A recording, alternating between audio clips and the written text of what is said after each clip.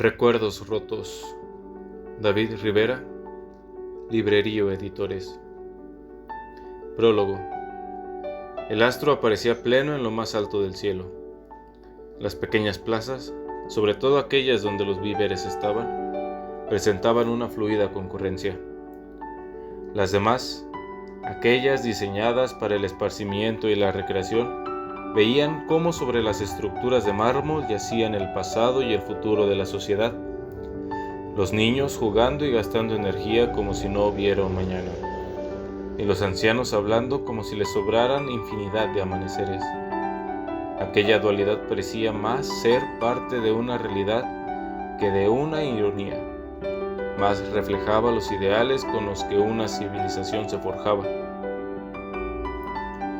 En una de las plazas, la principal, cerca del mercado, se congregaba la mayoría de los ancianos a discutir los temas de cómo avanzaba la convivencia en su pequeño pedazo de mundo y de cómo podría ser el resto de este. En ese grupo se acercaban algunos jóvenes, quienes antes o después de terminar sus labores, buscaban la sabiduría de los ancianos. Iba acercándose el último de ellos, cuando a la par, un grupo de niños se reía del infortunio que recién ocurría a uno de ellos, cayendo en un charco de agua y manchando su ropaje. La madre, al ver la escena, y furiosa, no por la caída sino por el descuido de su hijo, lo llevaba arrastrando a su casa con una mano, mientras en la otra llevaba los alimentos del día. El pequeño, como era de esperarse, se retiró entre lágrimas y las risas de sus compañeros de juego, quienes encontraban aún mayor regocijo en las palabras de la madre. El joven que recién se incorporaba no dejó de ver la escena con cierto asombro, hasta que se encontró con la espalda de otro joven, que poco prestaba atención a lo sucedido, como sí lo hacía a la plática que se mantenía frente a sus ojos. «No presten demasiada atención a los sentimientos de los niños», dijo uno de los ancianos que yacía al centro del grupo. «¿Por qué no?», respondió otro de ellos con más barba y al parecer más viejo. «Porque son niños y lo que les divierte mañana puede parecerles trágico. Pero si los divertimentos de los niños pueden ser del gozo de los adultos. Por ejemplo, la desgracia de aquel pequeño que sin tener mayor culpa que el descuido, recibió una severa reprimenda de su madre, así como aquel joven que sin tener mayor culpa que la de presenciar la escena, tropezó con otro que menos culpa tenía. El descuido, tal como se puede apreciar en estos dos casos, es el gozo y el sufrimiento de unos como de otros».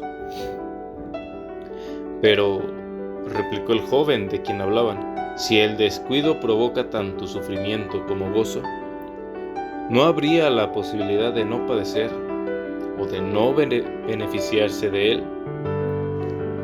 «Claro que hay la posibilidad», dijo rápidamente un tercer anciano, más joven que los otros dos y con una cabellera más abundante y que completaba la escena central.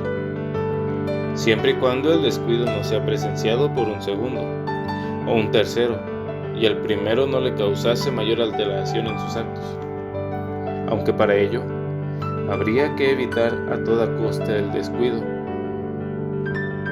«¿Cómo es posible evitar un descuido?», cuestionó uno de los jóvenes que formaban el círculo.